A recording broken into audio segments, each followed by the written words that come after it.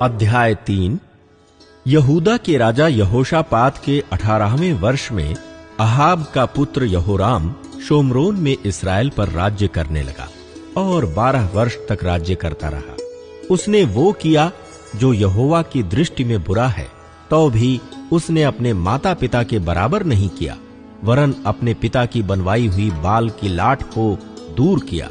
तो भी वो नबात के पुत्र यारोबाम के ऐसे पापों में, जैसे उसने इस्राएल से भी कराए, लिपटा रहा और उनसे ना फिरा। मोआब पर विजय। मोआब का राजा मेशा बहुत सी भेड़ बकरियां रखता था और इस्राएल के राजा को 1 लाख बच्चे और 1 लाख मेढ़ों का ऊन कर की रीति से दिया करता था।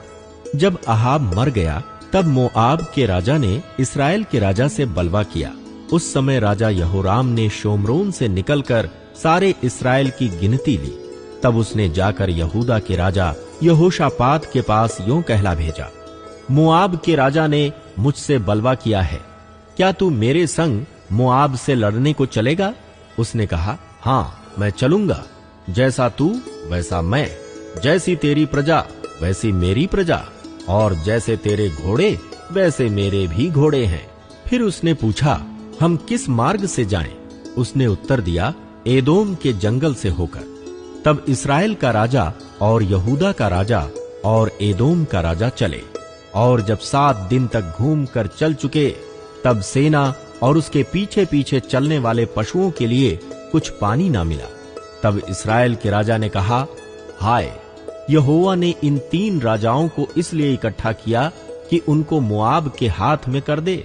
परंतु यहोशापात ने कहा, क्या यहां यहोवा का कोई नबी नहीं है जिसके द्वारा हम यहोवा से पूछें? इस्राएल के राजा के किसी कर्मचारी ने उत्तर देकर कहा, हाँ, शापात का पुत्र एलीशा, जो एलियाह के हाथों को धुलाया करता था, वो यहां है। तब यहोशापात ने कहा, उसके पास यहोवा का वचन पहुंचा करता है। तब इस्राएल का राजा और यहोशापात और एदोम का राजा उसके पास गए। तब एलीशा ने इस्राएल के राजा से कहा, मेरा तुझसे क्या काम है? अपने पिता के भविष्यद्वक्ताओं और अपनी माता के नबियों के पास जा। इस्राएल के राजा ने उससे कहा, ऐसा न कह, क्योंकि यहोवा ने इन 3 राजाओं को इसलिए इकट्ठा किया कि इनको मोआब के हाथ में कर दे। एलीशा ने कहा, सेनाओं का यहोवा, जिसके सम्मुख मैं उपस्थित रहा करता हूं, उसके जीवन की शपथ, यदि मैं यहूदा के राजा यहोशापात का आदर मान न करता, तो मैं न तो तेरी ओर मुंह करता और न तुझ पर दृष्टि करता।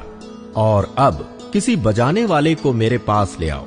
जब बजाने वाला बजाने लगा, तब यहोवा की शक्ति एलीशा पर हुई और उसने कहा, इस नाले में तुम लोग इतना खोदो कि इसमें गड्ढे ही गड्ढे हो जाएं, क्योंकि यहोवा यों कहता है, तुम्हारे सामने न तो वायु चलेगी और न वर्षा होगी, तो भी ये नाला पानी से भर जाएगा और अपने गाय बैलों और पशुओं समेत तुम पीने पाओगे।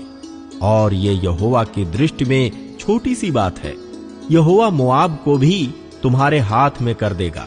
तब तुम सब गढ़वाले और उत्तम नगरों को नष्ट करना और सब अच्छे वृक्षों को काट डालना और जल के सब सोतों को भर देना और सब अच्छे खेतों में पत्थर फेंक कर उन्हें बिगाड़ देना। सवेरे अन्न बलि चढ़ाने के समय एदोम की ओर से जल बह आया और देश जल से भर गया। ये सुनकर कि राजाओं ने हमसे युद्ध करने के लिए चढ़ाई की है, कितने मोआबियों की अवस्था हथियार बांधने योग्य थी। वे सब बुलाकर इकट्ठे किए गए और सीमा पर खड़े हुए। सवेरे जब वे उठे, उस समय सूर्य की किरणें उस जल पर ऐसी पड़ी कि वो मोआबियों को सामने की ओर से लहू सा लाल दिखाई पड़ा। तो वे कहने लगे, वो तो लहू होगा। निसंदेह वे राजा एक दूसरे को मार कर नष्ट हो गए हैं। इसलिए अब हे मोआबियों, लूट लेने को जाओ। और जब वे इस्राएल की छावनी के पास आए ही थे कि इस्राएली उठकर मोआबियों को मारने लगे, और वे उनके सामने से भाग गए और वे मोआब को मारते मारते उनके देश में पहुंच गए। और उन्होंने नगरों को ढा दिया और सब अच्छे खेतों में एक एक पुरुष ने अपना अपना पत्थर डालकर उन्हें भर दिया और जल के सब सोतों को भर दिया। और सब अच्छे अच्छे वृक्षों को काट डाला। यहाँ तक कि कीर हरेशेत के पत्थर तो रह गए, परंतु उसको भी चारों ओर गोफन चलाने वालों ने जाकर मारा।